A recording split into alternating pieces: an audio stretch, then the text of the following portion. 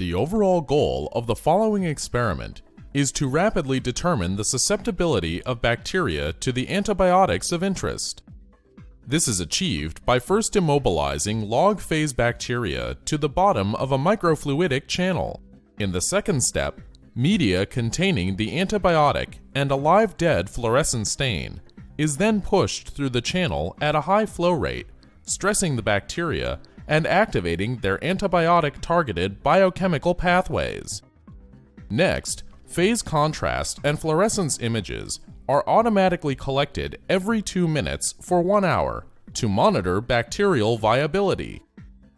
Normalized bacterial death percentages are calculated from the acquired images at each time point of the experiment.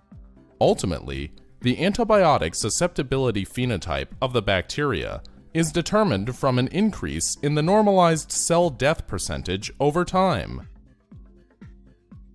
The main advantage of this technique over existing phenotypic susceptibility testing methods, such as broth dilution or microculture, is that our method does not require the monitoring of bacterial division.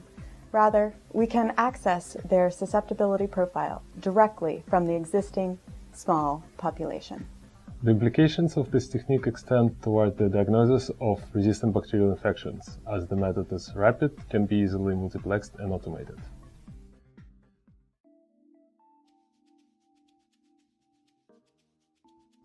To create the PDMS layer, begin by degassing a freshly prepared PDMS viscous mixture in a vacuum chamber at room temperature. After an hour, use a scale to fill the aluminum mold with a predefined mass of degas.